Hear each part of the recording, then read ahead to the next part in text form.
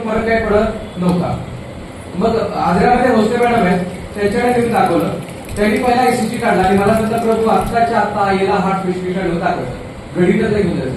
Madam म्हटलं आईला तर चालतच नाही स्टँडवरून आणि एवढं काय घ्यायचं, दम लागतोय फक्त. तुम्ही मी काय स्पेशलिस्ट नाहीये, तुम्ही त्यांना घेऊन जा, दोन प्रॉब्लेम होऊ शकतात. रक्त चिकट झाले, ते हृदयाला रक्त पुरवठा होत नाहीये, किंवा दुसरा म्हणजे एखादा ब्लॉकेज असू शकतो. आता ब्लॉकेज म्हटल्यावर मला सांगा त्याच्या पुढचा खर्च किती असेल अंदाजे, किंवा 2-3 लाख. मला खूप टेन्शन आलं. मला तर अक्षरशः अगोदरच मी कर्जात बुडालेला माणूस, आता 2-3 लाख रुपये ऑपरेशनमध्ये खर्च करा, तो कुठून करणार? मला काही सुचत होतं, डोळ्यासमोर अंधार आला होता. आईला घेऊन डॉक्टरकडे जायला मी दवाखान्यातून बाहेर पडतो, इतक्यात त्या मित्राचा फोन आला, मला तुला भेटायचं. मला भेटता येणार नाही, मी आईला असं डॉक्टरकडे घेऊन जातो. तो मला फार तिथेच तो आला, आदल्या स्टँडवरती मला भेटला आणि मला म्हणाला की अरे एवढं मेजर प्रॉब्लेम आहे, तू मेजर समजू नकोस, आईला आपण पाणी चालू करू. आणि म्हणजे तुझं पाणी पित्तावरती काम करतंय ठीक आहे, हार्टवरती काम करताय हे मला पडत नाही. तुला तुझ्या आईची जबाबदारी मी घेतो, लागेल तो खर्च मी करायला तयार आहे, आईला पाणी चालू करूया. आईला मी घरी नेलं आणि ते पाणी त्याच्या घरून दर 2 दिवसांनी आईला पाणी पोचवायचं. 20-25 दिवस रेग्युलर आईला पाणी दिलं आणि 20-25 दिवसानंतर आई मला की बाबा आता पाणी बंद कर आणि मला दम लागायचा कमी आलेला आहे. आता विषयाची परीक्षा का घ्या, पुन्हा मी आईला दवाखान्यात आलं, भोसलेकडे नेलं, ECG काढा डॉक्टरांनी आणि मला माझा आता ओके आहे, प्रभू काही घाबरायची गरज नाही, औषधं गोळ्या कंटिन्यू करा. मी डॉक्टरांचे आभार मानले, त्या मित्राचे आभार मानले आणि घरी आला मिसेसला म्हटलं की असंच आहे आणि मशीन घेण्याची आहे. आता परिस्थिती एवढी बिकट होती, ऑलरेडी कर्जाचं डोंगर, घर माझं 25-30 लाख रुपये खर्च करून कर्ज काढूनच. तो म्हटलं आता हे शक्य नाही. मिसेस बोलली तुम्हाला घ्यायची इच्छा भरपूर आहे पण घेणार कसं, फक्त गळ्यात मंगळसूत्र तेवढं होतं तरी काढून दिलं. एवढी जर इच्छा असेल तर हे घ्या, मशीन घ्यायला बसा. घरामध्ये भरपूर व्याधी होत्या. मिसेसने 3 वर्षापूर्वी घर बांधलं, त्यावेळेला चिरा उचलला होता, डोक्यावर घेतला होता आणि S5 36 सरकली होती. आता S5 सरकला, S4 सरकला, तर त्या पेशंटला विचारायचं काय परिस्थिती आहे.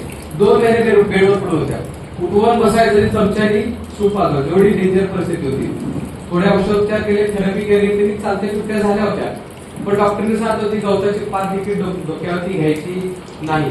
साधा पदर जरी डोक्यावर घेतलं ना तरी असं वाटायचं की 20-25 किलोचं डोक्यावरती बोज आहे. आता असा पेशंट आयुष्यभर किती वर्ष सांभाळणार, मला बाहेर टेन्शन होतं. पण ज्या वेळेला मशीन घेतली आणि पाणी चालू केलं, लाईव्ह पाणी प्यायला जेव्हा चालू केलं तेव्हा त्याचा रिझल्ट आला. आज माझी मिसेस जवळजवळ 9 एकर शेती आहे, 4 एकरला ऊस आहे, 70-80 झाड आहेत, काजूची, आंब्याची झाड आहेत. आता अशा शेतामध्ये जाणं येणं तर रोज असायलाच पाहिजे. 25-30 किलोचं खताचं ओझं आज डोक्यावरती घेऊन शेतात जाते. सासूबाईंना 2007-08 पासून पित्ताची गोळी चालू झाली होती. पित्ताची गोळी जर नाही खाली तर चक्कर यायची. बिना पित्ताची गोळी कधीही शेतात गेलेल्या नाही. आणि घरात मशीन आहे, पाणी चालू केलं, घरात आमच्या जवळजवळ 2-3 डॉक्टर आहेत रेग्युलर याचे चेक करायला. काही झालं, सर्दी खोकला पडसं काही झालं तरी आमचे डॉक्टर घरातले आहेतच, फुकट ट्रीटमेंट कधी केली नाही.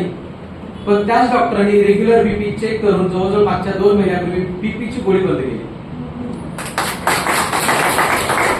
त्या सासूबाईंना खोकला होता, बाबा आजारच्या जमान्यातला खोकला, खोकून रक्त पडायचं, भयानक खोकलाय. आमचे मित्र आहेत सुनील साहेब, गावामध्ये सगळ्यांना माहिती नानीला खोकलाय, कुठला खोकलाय माहिती नाही पण भयानक खोकला.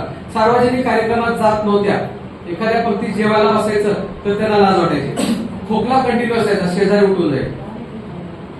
आज 11.5च्या पाण्यामध्ये हळद रेग्युलर सकाळ संध्याकाळ दिली, त्यांचा आज खोकला समूळ गेलेला आहे.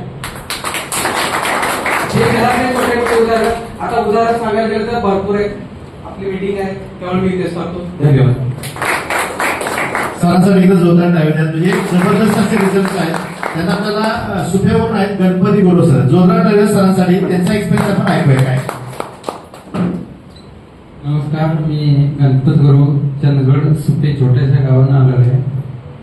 तर ही किंगन मशीन आमच्या जी घरी प्रभू साहेबांनी मार्गदर्शन केल्यामुळे लागली, तेव्हापासून आमच्या घरामधले पित्त, शुगरची गोळी, बीपीची गोळी सर्व कमी झालेले आहे.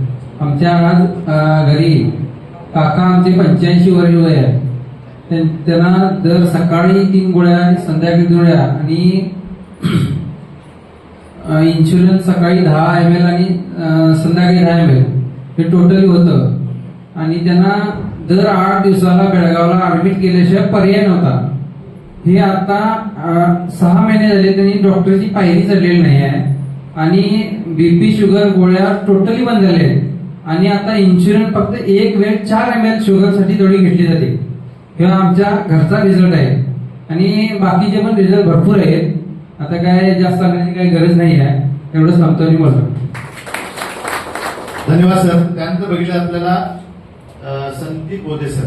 सरांसाठी एकदा जोरदार ठेवले. त्यांचा रिझल्ट आपण काय बघूया. बोधे सरांचा काय रिझल्ट आहे.